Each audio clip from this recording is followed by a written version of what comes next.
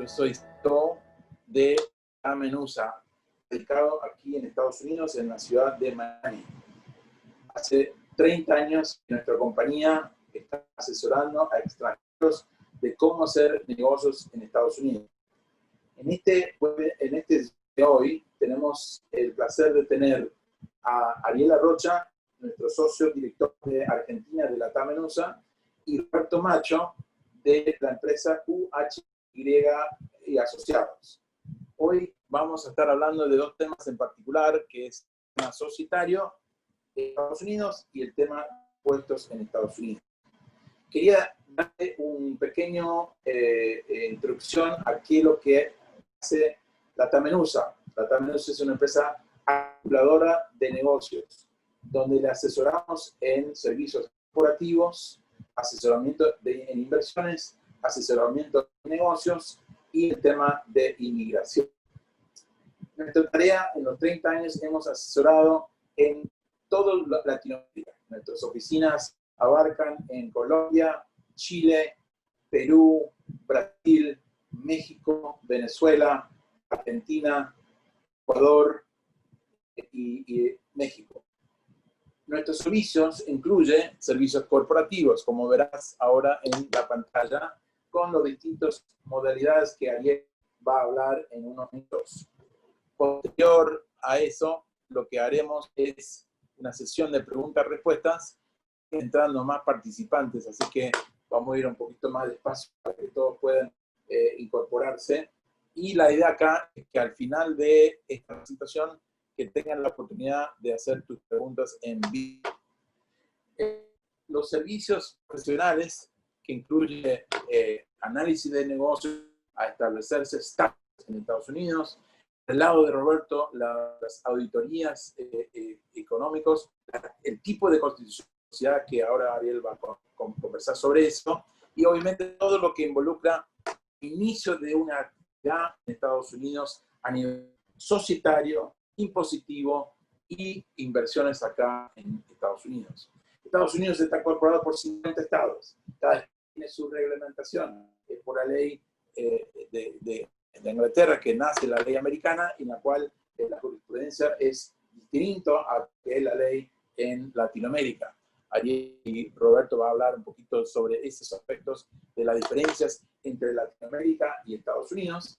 Y con los 30 años que te mencioné que estábamos haciendo este servicio en toda Latinoamérica, hemos tenido el placer de ayudar a miles de familias a radicarse, invertir, educar a sus hijos y tener la oportunidad de tomar la ciudadanía americana en su momento. Yo nací en Buenos Aires, Argentina. Hace 57 años que vivo acá en Estados Unidos. Y en esa temporada de 30 años de haber asesorado a extranjeros, hemos visto cómo son los errores cometidos por los extranjeros entrando aquí a Estados Unidos. Y nuestra idea acá es tratar de eliminar, salir de los errores que pueden afectar una posible erradicación, una inversión, y tratar de maximizar la parte impositiva y la parte de cómo se estructura las inversiones acá en Estados Unidos. Y en la ley de inmigración trabajamos con aliados aquí en Miami que nos ayuda con el tema de visados, que son de inversores, profesionales, intercompany transferees, a personas de habilidades extraordinarias, personas que vienen a invertir para lograr la residencia permanente, y hasta tener la posibilidad de tener una oferta de trabajo para obtener lo que se llama certificación laboral para vivir acá en Estados Unidos. En este momento les quiero presentar a nuestro director de Argentina, Ariel Arrocha, que va a hablar del tema de hoy, que es temas societarios aquí en Estados Unidos. Ariel, buenos días. Buenas tardes. Gracias, Leo. ¿Cómo les va? Buenas tardes a todos. Un gusto en saludarlos. Bueno, voy a comenzar hablando un poquito donde dejamos en el foro. Creo que la mayoría de ustedes vienen del foro de inversiones, donde hicimos un primer semblante y una primera aproximación a las sociedades de Estados Unidos. Entonces, en honor al tiempo y para no aburrir con la misma explicación, en parte arranco donde dejé la vez pasada. Pero recordando básicamente estos son los tipos más usuales de compañías que podemos constituir en el estado de Florida, que es donde nos centramos para poder tener una visión clara, y y dentro de las áreas comerciales tenemos las Corp, las LLC y las LLP como los tres grandes grupos.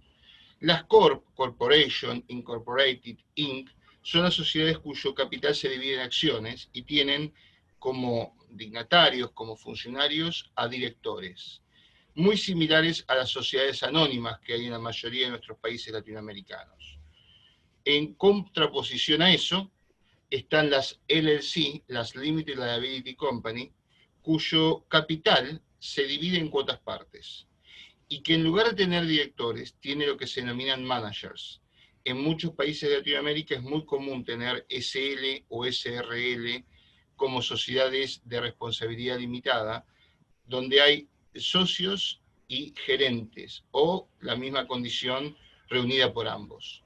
El tercer gran grupo son las LLP, las Limited Liability Partnership, con una serie de variantes que hay dentro de esas mismas estructuras, como Limited Partnership o Limited Liability Limited Partner, que son todas figuras similares con algunas diferencias, donde hay dos tipos de socio. Esta es la gran diferencia. Hay un socio que es solamente aportante de dinero, y hay un socio que, aparte de ser aportante de dinero, es el gerenciador del negocio o el que tiene a cargo el negocio. Esto es para que ustedes tengan una idea de hacia dónde vamos. Desde el punto de vista estructural, una LLC es muy similar a una Corp. Es decir, tienen una posibilidad de tener una estructura de un solo socio, llamada sole member o single member, donde el socio va a reunir los dos requisitos, va a ser manager y va a ser socio gerente, diríamos, en Latinoamérica, o multiplicidad de socios, es decir, una figura denominada partnership. Estas sociedades, y es un tema que lo voy a pasar rápidamente porque es de Roberto, pero lo tenía dentro del esquema de explicación, son sociedades transparentes desde el punto de vista impositivo. Es decir, el impuesto que haya que determinar, lo determina la sociedad, pero quien lo tributa es el socio de la sociedad. Si vamos a ver una Corp, van a ver que la estructura básicamente es la misma. Es decir, una Corp puede estar constituida por una persona y va a reunir el rol de accionista y director, o puede estar nutrida de varios socios, indefinida cantidad de socios si fuesen extranjeros, limitada si fuesen americanos. Pero estas Corp también van a tener la posibilidad de tener accionistas por un lado y directores por otros, o la combinación de ambos. Esto para que ustedes entiendan que no hay grandes diferencias jurídicas, no hay un tema de que una sea mejor que otra, no hay nada que prima facie nos pueda decir necesito hacer esto o necesito hacer aquello. Cada negocio es particular y hay que tener en cuenta que hay que analizar cada negocio. Y no es lo mismo formar una compañía para buscar una renta periódica a través de la renta de una propiedad o un negocio de cualquier otro tipo, a tener una sociedad cuyo fin es capitalizarse o tener lo que sería un long term, un término largo de inversión, donde se puedan buscar una suba de precio, un upside de precio. Cada estructura tiene sus beneficios y sus dificultades según la actividad que desarrollemos. Desde el punto de vista tributario, y esto es un tema para Roberto Macho, esta es una estructura de doble tributación, es decir, tributa la sociedad, que es la que determina el impuesto, y luego, si existiesen distribución de esas utilidades que quedaron, los socios tributarán en carácter personal. Estas dos láminas las puse al solo efecto de que ustedes pudiesen entender cuál es la diferencia, porque si lo veo solo desde lo jurídico, daría la sensación que no hay diferencia. O sea, en ambas sociedades puedo tener un socio y un director único o manager único, y en ambas sociedades puedo tener esa figura de partnership, es decir, de múltiples socios y múltiples accionistas y múltiples directores o únicos directores. Entonces, como desde lo jurídico no hay diferencia, la diferencia está en lo tributario. Y le di el pie para que luego Roberto les pueda explicar en qué consiste este tema de impuestos en Estados Unidos vinculado a compañías. Desde la práctica, y acá quizás unas grandes diferencias que tenemos con muchos de los países latinoamericanos, la estructura de un negocio en Estados Unidos se hace de una forma distinta. No hay una escribanía, no hay un notariado, no hay un notario que haga nada registralmente. El procedimiento anglosajón es absolutamente distinto Es un procedimiento que se hace prácticamente en forma digital y electrónica, y comienza con el electronic filing, que es el filear, el incorporar la sociedad a un organismo del Estado. Dependiendo del Estado que estemos hablando, ese organismo será un corporate house o será la Secretaría de Estado, que es quien va a tomar la facultad de registrar la compañía que nosotros le mandemos. Luego vendrá una etapa que tiene que ver con lo contable y tributario, que es el poder sacarle un número de impuesto a esa sociedad, porque la sociedad va a tener vida desde el momento que la creemos, pero claramente para poder operar seguramente necesitará una cuenta bancaria, y para tener una cuenta bancaria va a tener que tener un alta con un número de impuesto. Eso se llama AIN Number o FEIN Number, Federal Employment Identification Number, que es el número federal como empleador. Ese número, esa clave tributaria, es la que nos va a permitir acceder al sistema bancario, porque va a estar linkeado la cuenta bancaria a ese número tributario único, que no vamos a perder nunca, ni a sociedades ni a personas, que las personas obviamente tienen otro número. Si somos extranjeros se llamará ITIN number, y si tenemos residencia fiscal y tenemos una visa habilitante será Social Security number, pero es lo que nos va a vincular con el sistema. Luego vendrá el redactar los acuerdos operativos o el bailó. Esto es lo que normalmente en Latinoamérica conocemos como estatutos, regulaciones internas. Otra gran diferencia entre la regulación anglosajona y nuestra regulación latina. ¿Por qué? Porque en el derecho anglosajón uno puede escribir muchas más cosas. Si bien hay algunos modelos preestablecidos, nos da la posibilidad a que los abogados o los contadores que hagan la sociedad puedan redactar realmente cómo se va a manejar esa sociedad. No necesariamente tiene que coincidir el porcentaje accionario con el aporte de capital, puede haber aportes en especie, puede haber aportes en intelecto, en trabajo, y uno puede escribir esta situación, que es la regulación que va a tener con sus socios dentro del giro de la actividad comercial. Es interesante porque nos permite un margen de maniobra, diríamos, mucho más amplio al momento de poder redactar acuerdos. Claramente, esta es una diferencia sustancial porque nosotros no tenemos ni una limitación para el objeto social, es decir, la sociedad puede constituirse para cualquier objeto social lícito. De hecho, la fórmula que se utiliza para incorporar la sociedad es esa frase que es muy conocida y sabida por nosotros, que es todas aquellas cosas permitidas por la ley. Es decir, no hay limitación a lo que la sociedad va a poder hacer. Va a poder comerciar con mercaderías, comprar acciones o tener propiedades, exactamente igual. Luego sí, claramente, cuando uno vea la parte contable y consulte a Roberto o a los contadores de Estados Unidos, va a ver que de alguna forma, impositivamente, darle algún encuadre a esa sociedad, pero no desde el punto de vista jurídico, con lo cual mi sociedad puede tener múltiples actividades sin ningún problema y sin tener que definir un objeto social único. Luego, obviamente, vendrá lo que es la apertura de cuentas bancarias. Esto rápidamente, se los muestro en gráfica, son el electronic filing, que es ese procedimiento que se hace al inicio, es básicamente un formulario de 6 puntos que se completa y que nos devuelve a la Secretaría de Estado con esas pequeñas láminas. Disculpen que son chiquitas, pero la verdad que no tenía más sentido que mostrarle que eso es la constitución de la sociedad. 2 hojitas. En algunos estados una, donde se le incorpora legalmente, se otorga un número como sociedad, se le da una fecha cierta de inicio de actividades.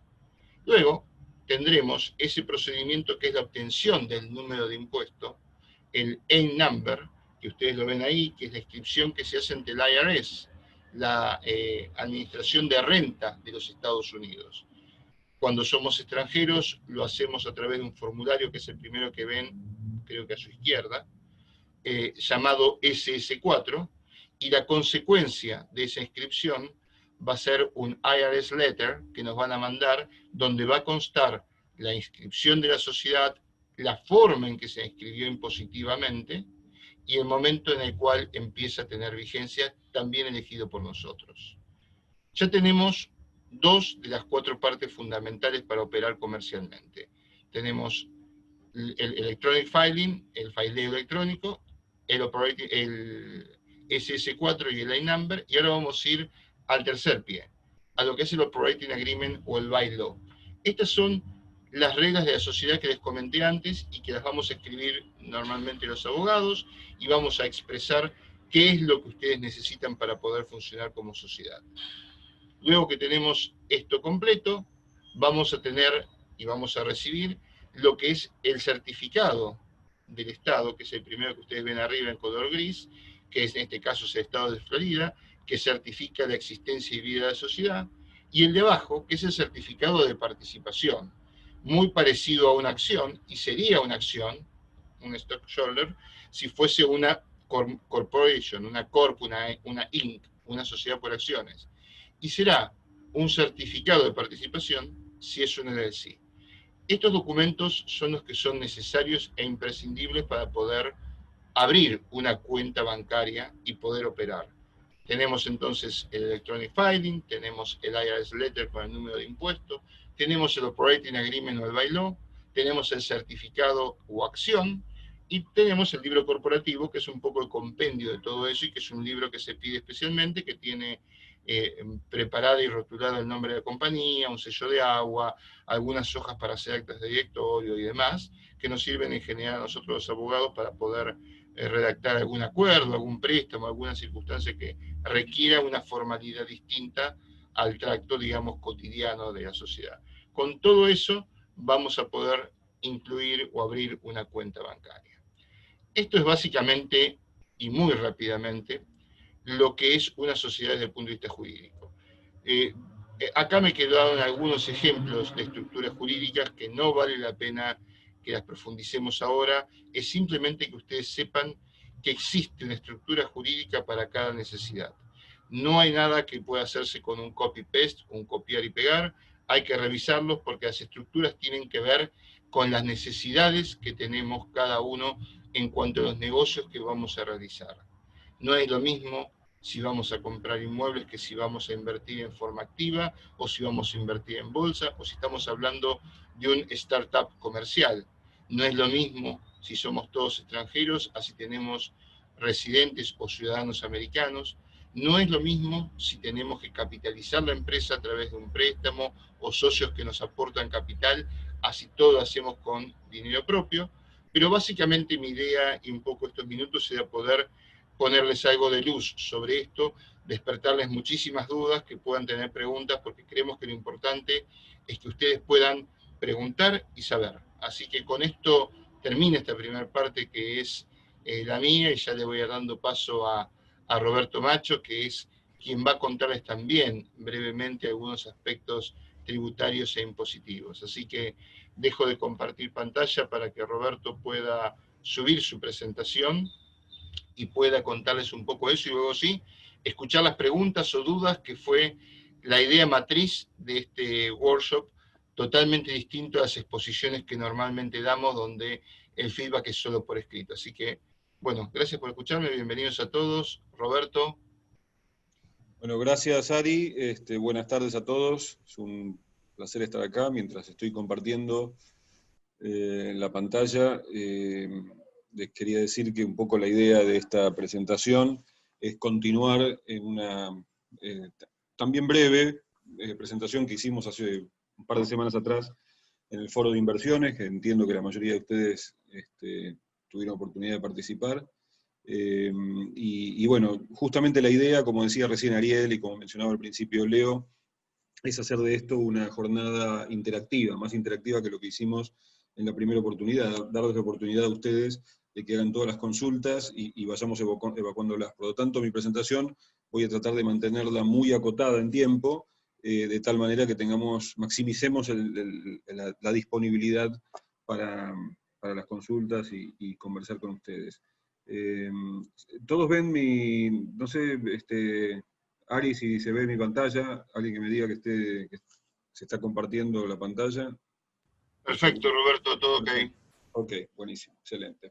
Bueno, entonces, dicho esto, voy a hacer un vuelo de pájaro, quizás más vuelo de pájaro que la conversación que tuvimos hace unas semanas atrás en el foro de inversiones, disparando algunos temas y asumiendo que algunas de estas cosas ustedes ya las conocen. Si no las conocen, con gusto al final de la presentación estamos a disposición para para profundizar en alguno de estos temas.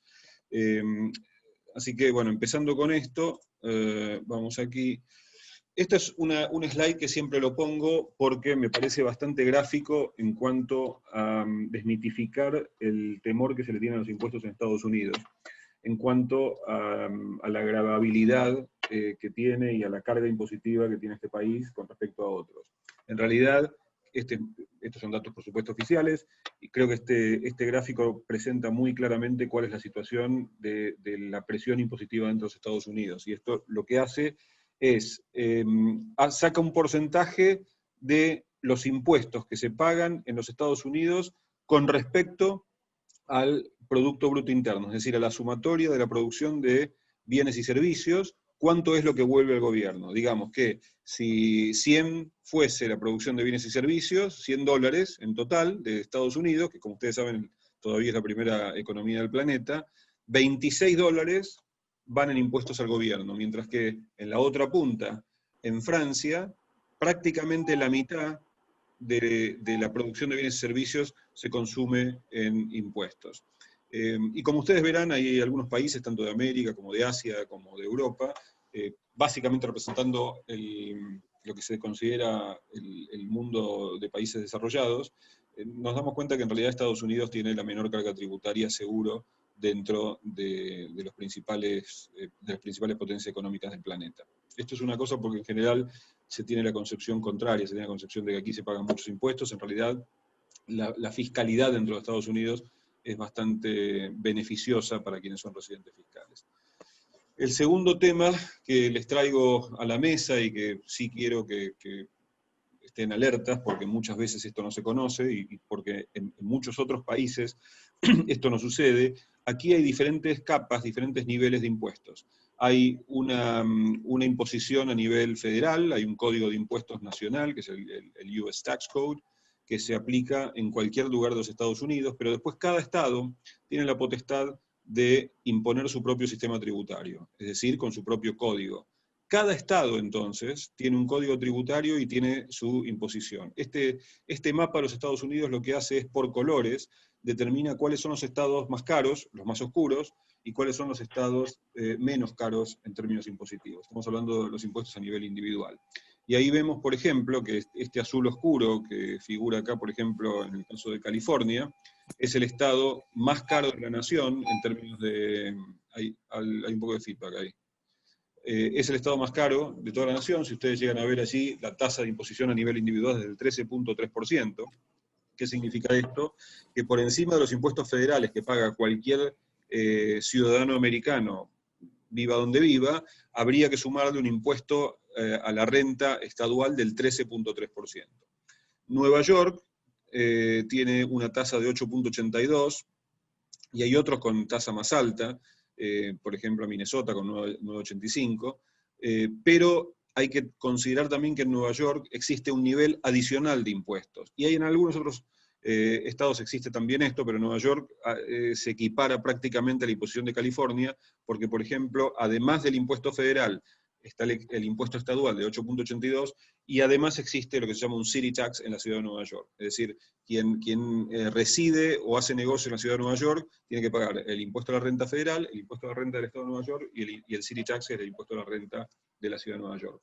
Digo esto porque es importante que ustedes sepan que si ustedes están dispuestos a hacer negocios en Estados Unidos, si ustedes están dispuestos a mudarse a los Estados Unidos, obviamente no va a ser el único factor a tener en cuenta para dónde elegir localizarse, pero puede ser uno de los factores a considerar. Entonces no es lo mismo vivir en Florida, estos 6 estados que están en gris, por ejemplo, son aquellos que no tienen impuesto a nivel estadual para individuos. Entonces, esta es una de las razones por las cuales mucha gente se muda a estos estados cuando se retira, porque evidentemente una vez que uno ya no tiene la atadura geográfica de un determinado lugar físico donde residir, el hecho de residir en Florida le ahorra, además de un clima mucho más benigno que estar en el norte de los Estados Unidos, le aporta un ahorro al presupuesto familiar interesante por no tener impuestos estaduales. Lo mismo pasa con Texas, lo mismo pasa con Washington State y demás. Esta es entonces otra alerta que quería mencionarles con respecto a lo que es los impuestos en Estados Unidos. Y luego, obviamente, vamos a hablar solamente de impuestos federales. Sería imposible cubrir 50 estados, cada uno con códigos de impuestos totalmente diferentes y con regulaciones totalmente diferentes, pero los que sí cruzan a todos los Estados Unidos son los impuestos federales, que son uniformes en toda la nación. Y ahí tenemos dos grandes impuestos. Uno es el income tax, que es el impuesto a la renta, y otro es el estate and gift tax. Con respecto al impuesto a la renta, no voy a profundizar demasiado porque con regulaciones diferentes, pero grava la renta neta, lo mismo que pasa prácticamente en cualquier lugar del planeta. Las deducciones serán diferentes, se consideran de manera diferente, pero básicamente es lo mismo. Grava la renta neta a una escala progresiva a nivel individual y a una escala fija, o no una escala, sino una tasa fija a nivel corporativo. Me concentro un poquito más en el State and Gift Tax porque hay muchos países, sobre todo en Latinoamérica y en algunos países del sur de Europa, que no tienen impuestos de esta naturaleza, y esto es un impuesto no al patrimonio, porque en Estados Unidos no existe impuesto al patrimonio, es decir, que uno lo que acumule, por lo que acumula y por la riqueza que tiene no va a pagar ni un centavo en vida, pero cada vez que hay una transferencia a título gratuito de activos, ahí se dispara, ya sea el gift tax, si es gift en inglés es regalo, si es una donación, si es un regalo, se va a disparar ese impuesto, o cuando hay una transferencia forzosa de activos, que esto es el caso de un fallecimiento y por lo tanto una herencia, eso es el estate tax. Y este es un tema que no es menor, primero porque muchas veces no es conocido que existe este impuesto en los Estados Unidos, pero adicionalmente a eso, porque la tasa vale la pena considerarla. Estamos hablando de un 40% del valor de mercado de los activos al momento de la transferencia, ya sea por fallecimiento o ya sea por donación. Es decir, que estamos hablando de una tasa relevante con respecto al patrimonio. Ahora, ¿cuál es la gran diferencia entre uno y otro? Porque fíjense que ahí hago la referencia a, es importante hacer una determinación con respecto al impuesto de renta, si uno es residente o no residente, y una distinción también con respecto al State and Gift Tax, si es domiciliado o no es domiciliado. ¿Por qué? Porque el tratamiento es diferente. Para el residente, a efectos del impuesto de renta, la tasa o la escala es exactamente la misma, no se penaliza al residente del no residente. Pero la gran diferencia pasa por dos lugares. Primero, para el residente se graban las rentas a nivel global, es decir, no importa que sea renta de fuente americana, sino que puede ser renta de cualquier fuente extranjera, va a estar grabado en cabeza del residente fiscal. Mientras que el no residente fiscal solamente va a estar grabado en los Estados Unidos por la renta de fuente americana. No nos vamos a meter cómo se define la fuente de la renta, pero solo quiero que consideren eso. Y el otro punto es que el residente está sujeto a una serie de obligaciones de reporte que no necesariamente implican impuestos, pero que tiene penalidades altas si uno no las cumple debidamente. En cuanto al estate tax, pasa algo parecido. La tasa es la misma, y los domiciliados, pero los domiciliados, están grabados sobre activos universales. No importa dónde estén localizados esos activos. Si yo soy ciudadano americano, voy a grabar los activos que tenga en Estados Unidos, que tenga fuera de Estados Unidos, no importa dónde, si yo soy domiciliado. Ahora, el no domiciliado va a estar grabado por el impuesto a la herencia o a las donaciones solamente por los activos localizados en los Estados Unidos. Insisto, no me voy a meter en el tema técnico de qué son activos localizados en Estados Unidos, pero sí obviamente les voy a dar el tip de que todos los activos tangibles o bienes raíces que estén en Estados Unidos se considera objeto del impuesto a la herencia, y también los activos intangibles que se consideren localizados en los Estados Unidos, como por ejemplo acciones de corporaciones americanas. Ahora, la otra gran diferencia, que no es menor, entre domiciliado y no domiciliado, es que el domiciliado tiene un mínimo no imponible, es decir, un número por debajo del cual no va a pagar ese impuesto, ese 40% del patrimonio, y ese mínimo no imponible por el año 2020, se ajusta todos los años, asciende a 11.6 millones de dólares. Es decir, cualquier persona que done o que fallezca, que done durante su vida o que fallezca y su patrimonio sea inferior a 11.6 millones de dólares, no va a pagar impuestos a la herencia en los Estados Unidos. Mientras que el no domiciliado, el mínimo no imponible es solamente $60.000.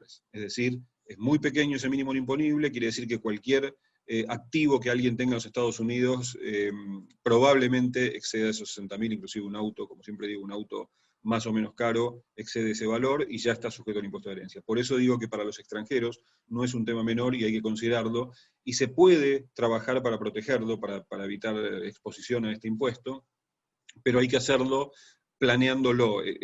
Una vez que ya alguien hizo la compra o armó la estructura, el impacto fiscal que puede tener llevar de una estructura que no es muy eficiente a una estructura eficiente puede ser a veces hasta más costosa. Entonces siempre es bueno en esto planear antes de hacer alguna adquisición.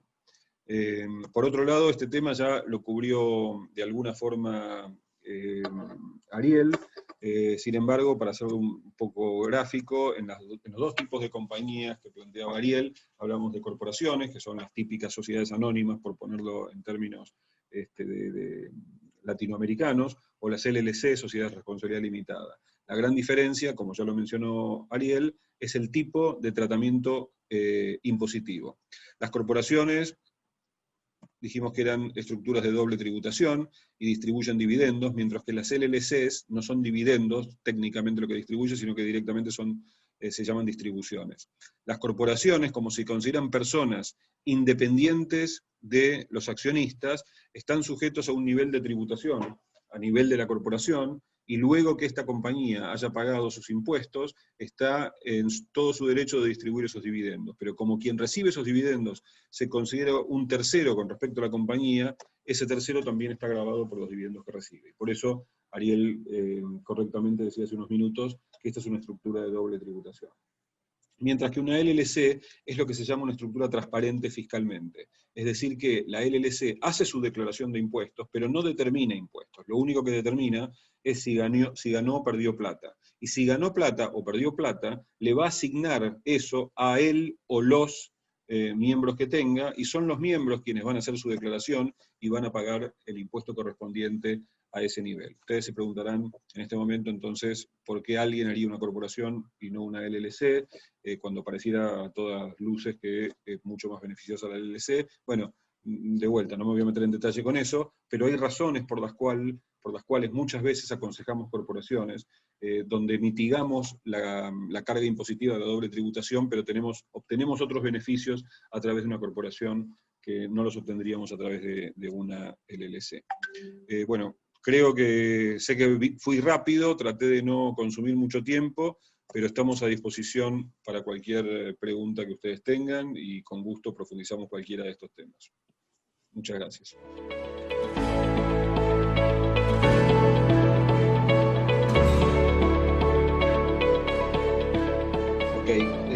Estados Unidos no tiene tratado para evitar la doble tributación con Chile. Es un tratado que sí está negociado y escrito, pero no está puesto en efecto por ninguno de los dos congresos aún. Quiere decir que es como si no existiera.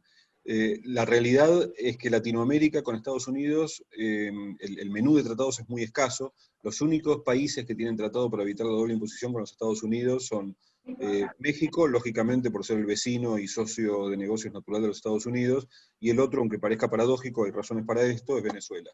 Venezuela hace muchos años unos tratados para evitar la doble imposición más antiguos que tiene Estados Unidos, y tiene que ver, por supuesto, con la industria del petróleo, ¿no? Muy anterior a la situación que está viviendo Venezuela hoy. Así que no, lamentablemente Chile no tiene tratado para evitar la doble imposición. Ah, perfecto.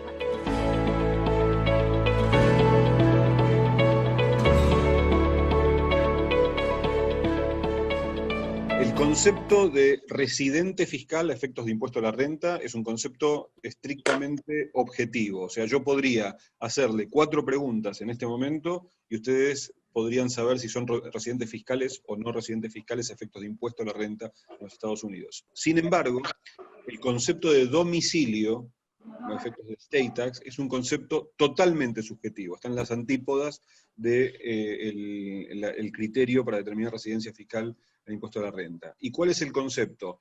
El concepto es la intención de permanecer indefinidamente en los Estados Unidos. Es decir, si alguien reside en los Estados Unidos y no demuestra o no manifiesta intención de irse, esa persona se considera domiciliado. Obviamente, como digo, es materia opinable, es subjetivo, y por lo tanto, para determinar esto, se utilizan lo que en la ley anglosajona, o en el derecho anglosajón se llama facts and circumstances. Hay que valorar una serie de circunstancias y determinar llegar a alguna conclusión para ello.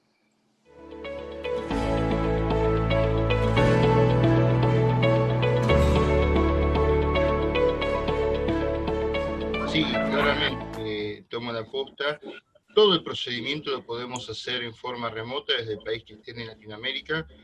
Nosotros tenemos oficina en cada país, también podemos recibir la documentación en forma digital y podemos hacer desde el electronic filing hasta colaborar con ustedes en lo que es la apertura de cuenta bancaria, haciendo parte de lo que se llama due diligence, debida diligencia. Esta facilidad nos brinda el sistema de cajón, nos va a permitir todo ese procedimiento, hacerlo en forma digital y electrónica a distancia, en plazos muy breves. Usted habrá visto que en los plazos que yo mencionaba, dependiendo del estado de constitución de la sociedad, es entre 1 y 4 días hábiles. O sea, eso es lo que tarda a constituirse legalmente una sociedad. Luego, claro, van a adicionarse plazos, por ejemplo, para obtener el número de impuesto, redactar el operating agreement, pero claramente uno puede hacer las cosas en forma remota sin ningún problema. Otra pregunta, y la apertura de cuentas, porque yo tengo entendido que no se pueden abrir cuentas en Estados Unidos si no se hace en forma personal en cualquier banco. ¿Eso es así? Es correcto, es correcto. Nosotros particularmente por la relación de muchos años con dos instituciones bancarias que en nuestro rol de abogado nos permiten hacer las veces del notariado americano, es decir, dar fe que los documentos que se están mandando hemos tenido los originales a la vista, podemos abrir, o mejor dicho, no abrir, ayudarlos a que ustedes abran la cuenta. Nosotros lo que hacemos es ser los ojos del funcionario del banco al momento de ver un pasaporte y decir que la copia es legítima, que es la copia del pasaporte, al momento de aportar lo que llaman un utility bill, es decir, un recibo de impuestos o servicios que llegue a su nombre, a su casa, para poder constatar un domicilio, obviamente con dos instituciones bancarias, no con cualquiera. Esto es un tema de absoluta confianza. Ellos luego hacen, después de que aprueban a ese cliente y ven la documentación, hacen una videollamada, se entrevistan como estamos haciendo nosotros uno a uno y le van a mandar los documentos del banco para que uno los suscriba y los devuelva firmados en forma digital.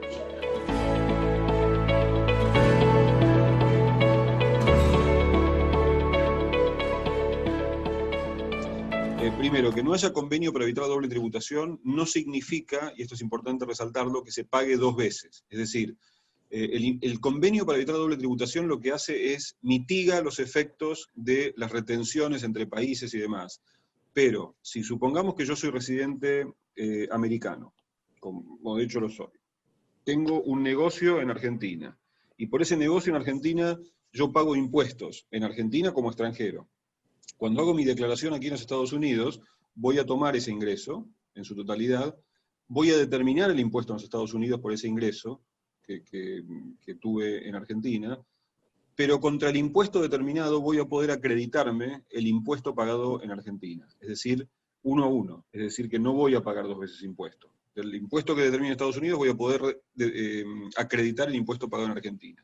Lo mismo le pasaría a un residente fiscal argentino que tenga un negocio en los Estados Unidos. Si no va a pagar dos veces impuestos. El impuesto que pague en los Estados Unidos va a poder acreditarlo contra el impuesto de Argentina, en la medida, por supuesto, en ambos casos, que se considere para cada uno de los países renta de fuente extranjera. Es decir, para poder acreditar en Argentina el impuesto pagado en Estados Unidos, lo va a poder hacer en la medida que ese ingreso para Argentina se considere renta de fuente extranjera. Ahora, lo que vos preguntás es un nivel más de complejidad, porque lo que me estás diciendo es que alguien que en la mitad del año se muda, y pareciera que lo que querés inferir es que esa persona cambió la residencia fiscal de Argentina a los Estados Unidos. Ok, es un caso más complejo por lo siguiente. Primero, lo primero que hay que revisar es si esa persona queda atrapada como residente fiscal en Estados Unidos o no. Y para eso hay que determinar esas 4 preguntas muy objetivas para determinar si termina siendo residente fiscal. Supongamos que sí termine siendo residente fiscal. Lo segundo que hay que determinar es si se dan las condiciones para abandonar o terminar la residencia fiscal en Argentina. Cosa que en general no es posible y se solapan las dos residencias en algún punto por un tiempo determinado, porque los criterios para adoptar residencia fiscal en Estados Unidos no necesariamente son los criterios para poder terminar la residencia fiscal en Argentina. Entonces hay un lapso en el cual uno termina siendo residente fiscal de los dos lados. Cuando uno es residente fiscal de los dos lados, lo que pasa es que uno está en el peor de los dos mundos, porque ahí sí puede haber determinados tipos de ingresos sobre los cuales se pague 2 veces. ¿Sí? Pero Claro. cuando uno pasa por de ese periodo transitorio de residencia fiscal duplicada en ambos países, ahí sí uno no es que va a pagar 2 veces si hace una buena planificación y está bien estructurado, sino que se va a poder tomar el crédito fiscal por los impuestos pagados en el otro país.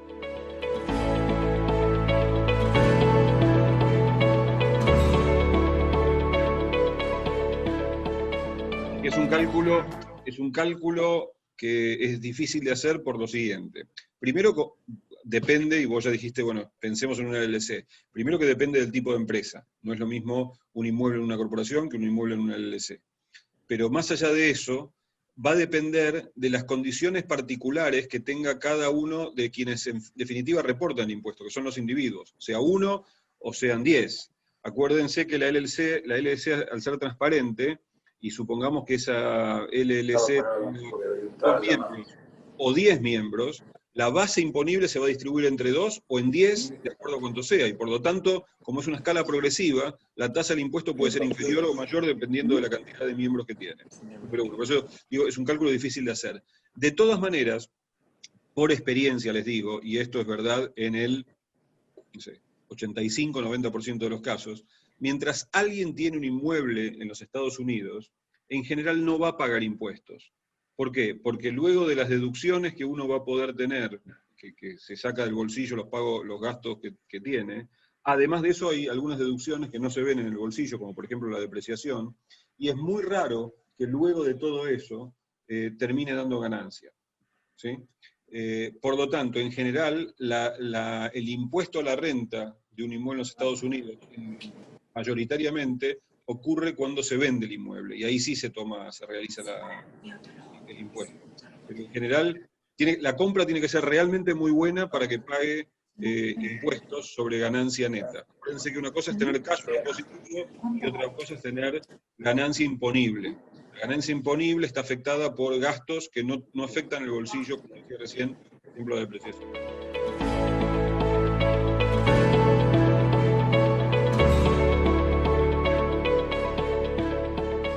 No hay un límite en cuanto a la cantidad de socios que pueda tener y no hay una diferencia sustancial de costos. O sea, la realidad es que desde el punto de vista de armado jurídico no hay ninguna diferencia en una sociedad de un member a una sociedad de 10 o de 20 members. No cambian nada. Sí, claramente, como dijo Roberto, la LLC, si fuese el caso, no tributa por sí, sino que hace un tax report, un reporte de impuestos, y quienes tributan son sus members, sus socios. Entonces, si esa sociedad tiene 20 socios, serán 20 declaraciones juradas individuales. Si tiene uno, va a ser una declaración jurada. Ahora bien, también es cierto que cuando uno gane 100 pesos, va a dar más impositivamente 100 pesos en cabeza de uno que 100 pesos en cabeza de 20. Porque como la escala de personas físicas es una escala progresiva por bracket, como la cantidad de socios va a influir también en cómo voy a pagar el impuesto, claramente si yo gano 100 pesos y está en cabeza de una sola persona, voy a estar en un bracket, en un nivel escalonado del impuesto de las ganancias X.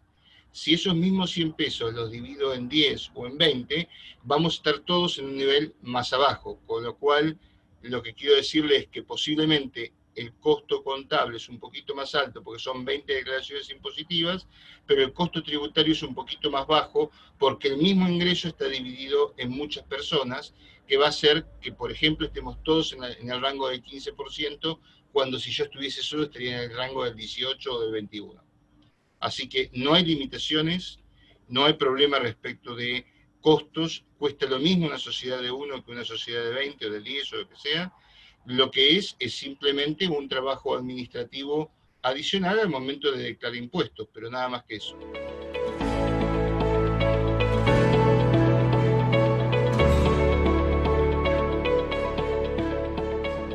Le hago muy rápidamente cuál es la diferencia sustancial. La LLC tiene un solo tipo de member, o sea, es una sola persona que es la socia que responde por el capital aportado en la sociedad. Y tiene uno o más managers. La LLP es una sociedad que existía en muchos países latinoamericanos y que se llamó sociedad en comandita por acciones. Es decir, es una sociedad que tiene dos tipos de socios. En lugar de tener un tipo único de socios, tiene dos tipos de socios. Socios gerenciadores y socios limitados o aportantes.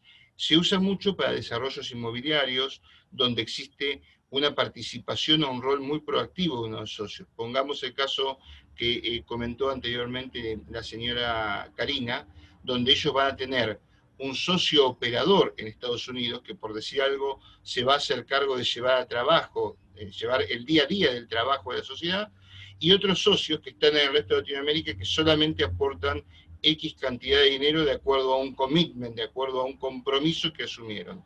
Entonces, ese tipo de estructura me permite tener dos socios distintos, uno con responsabilidad plena por el negocio y otro cuya responsabilidad solamente se limita al aporte de capital.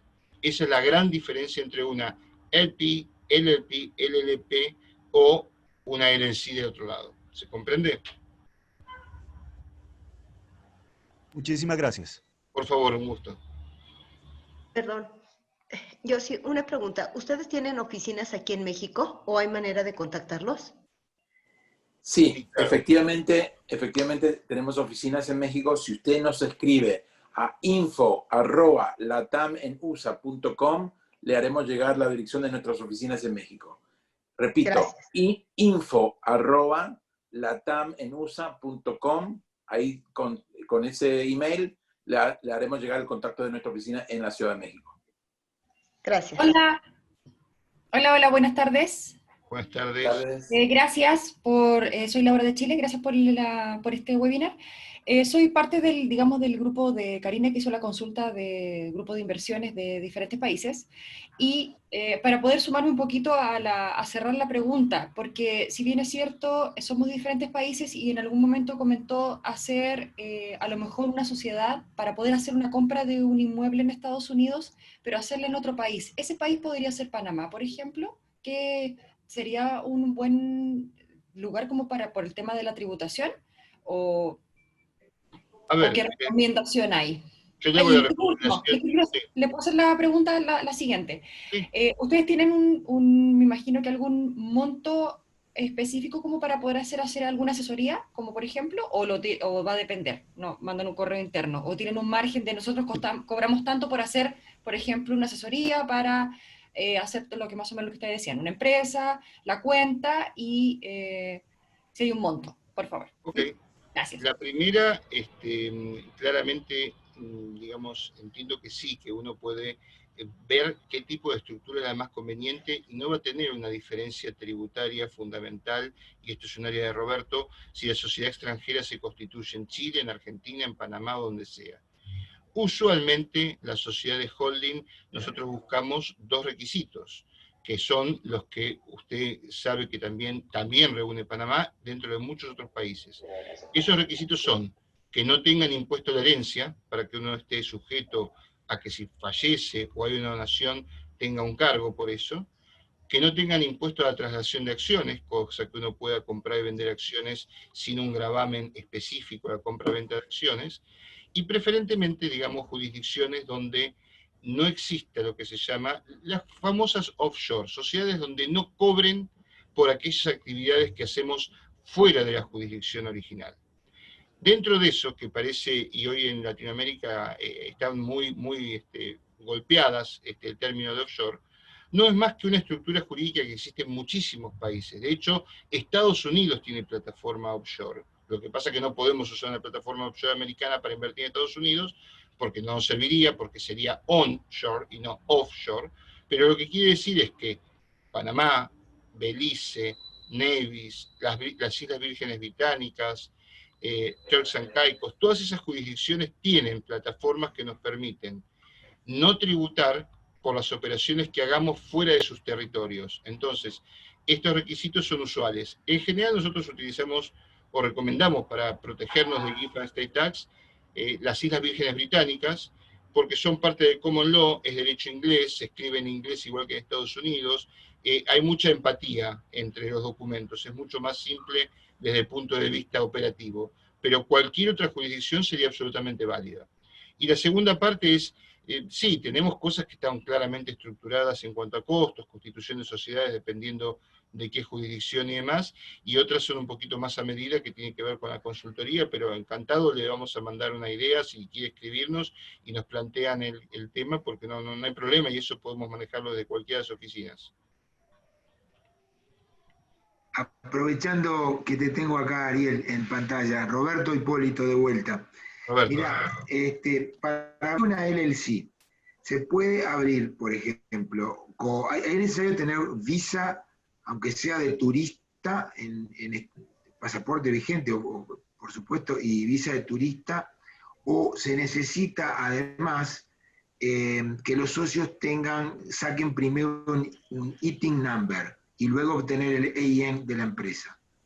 ¿Esos son pasos uno detrás del otro? ¿Son consecutivos o no? Simplemente teniendo un pasaporte, una visa, o desde afuera de Estados Unidos se puede directamente sacar una empresa y obtener directo el ITIN para después aportar por ese ITIN.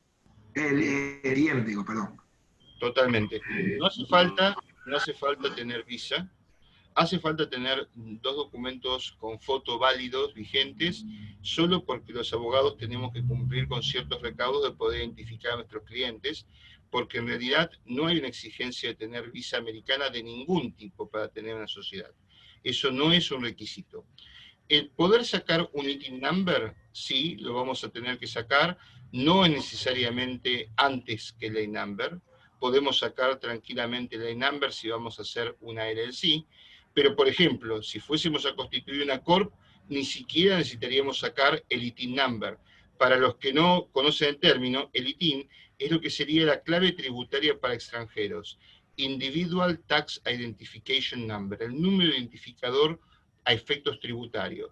Cuando el caso de Roberto, de Leo, que son ciudadanos americanos, ellos tienen Social Security Number. Los extranjeros tenemos o podemos tramitar un ITIN. Pero vuelvo a repetir, si la figura fuera una corp, ni siquiera necesitaría sacar el ITIN. Si fuese una LLC, sí lo tendré que tramitar, porque con ese número voy a pagar los impuestos, ya que la sociedad tiene su EIN number, pero solo determina el impuesto, como explicó claramente Roberto, y soy yo quien lo paga, el socio dueño de esa compañía. Perfecto, muchas gracias. Todo claro.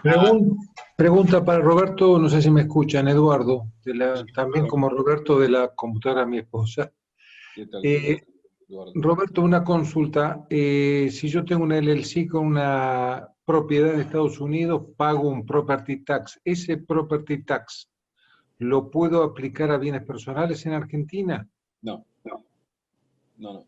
es acreditable contra bienes personales. Bien, y la segunda pregunta corta, si aplico con una visa E2 y voy a vivir a Estados Unidos, suponete que me la dan por 3 años, ¿eso puede ser considerado como domiciliado, a pesar de que dijiste vos que era un concepto subjetivo? Podría ser si vos podés demostrar, no tenemos tiempo, si no demostraría algunos elementos para probar domicilio o no domicilio, porque como digo, es un tema gris. Si vos tenés la intención de no regresar a Argentina, lo cual la visa E2 te juega en contra. ¿Por qué te juega en contra? Acá Leo o Ariel pueden ser todavía mucho más precisos que yo, pero yo entiendo que como la visa E2 es una visa de no inmigrante, una de las cosas que tenés que manifestar en esa visa, cuando aplicás a la visa, es que estás decidido a volver a tu país una vez que se te expire ese término. Entonces, eso ya empezás con el pie izquierdo tratando de probar que tu intención es quedarte en los Estados Unidos, porque por un lado estarías diciendo en un formulario al gobierno americano, yo tengo la intención de volver cuando se me expire, y por otro lado estarías diciendo, pero yo en realidad me quiero quedar. Habría una contradicción. Pero no significa que igual no pudiese probarse en determinados casos. La persona que indica una intención de querer radicarse permanentemente en Estados Unidos y a futuro eso se descubre y llega a tener que renovar una visa en el consulado americano en cualquier país en la cual detectan que tuviste una intención de ser permanente en Estados Unidos, le van a rechazar la extensión, la renovación de la visa de 2. Ok, muchas gracias. Mi nombre es Omar Rodríguez. Quería hacerle una pregunta al doctor Ariel Arrocha. He estado en contacto con él hace unos días. Para el caso de que la sociedad a través de la cual uno adquiere los bienes en Estados Unidos sea manejado por una sociedad offshore, ¿eso complicaría el trámite de la visa de 2 o cómo juegan ambas figuras? ¿Qué tal, Omar? ¿Cómo estás? ¿Cómo estás, Ariel? Un gusto de vuelta. Omar además es colega. La realidad es que nosotros podemos transparentar ante inmigraciones la existencia de una sociedad intermedia. Siempre es preferible que sea lo más claro posible el caso inmigratorio para que cuando uno tramite una visa E no haya tanta estructura societaria de por medio. Ahora bien, ¿qué sucede? Que cuando uno tramite una visa E y va a pasar una determinada cantidad de tiempo en Estados Unidos, si fuese el caso, o sea, uno va claramente a llevar adelante un negocio, una actividad comercial, un negocio de riesgo que va a requerir su presencia. Un tema que no pudimos comentar por una cuestión de tiempo, Mar, es que el transcurso del tiempo viviendo en Estados Unidos nos va a hacer residentes fiscales de alguna forma. Entonces, ahí empieza a tener por ahí menos sentido la estructura offshore. Ahora, si yo realmente voy a estar, por decir algo, 4 meses al año en Estados Unidos y el resto en mi país de origen, sea cual fuera, podemos hacer estructura offshore y podemos transparentarla ante inmigraciones sin ningún problema. Es más recomendable hacerlo directo, pero bueno. Bien, perfecto. Bueno, muchas gracias. Muy bien. Quería terminar esta sesión, que ya estamos yendo a la hora y media de charla de Zoom con ustedes, y quería agradecer a Roberto y a Ariel por la participación y los temas que hemos tocado. Les quiero recordar que llegará un mail de parte de nosotros invitándolos a tener reuniones personales para que toquen su tema, como Roberto dijo, muy al anillo al dedo para cada caso, porque esto llega a ser un tema que termina siendo muy personalizado, en la cual nosotros tomamos una radiografía y después obviamente hay que planificar el proceso tanto corporativo, impositivo y en el caso inmigratorio, para que todo coincide, para que pueda cuadrar, para que ustedes no cometen errores y que tengan éxito acá en Estados Unidos. Así que le pido tanto a Ariel y a Roberto que se despiden, y aquí vamos a terminar la sesión. Muchas gracias a todos. Bueno, un abrazo y buenas tardes para todos.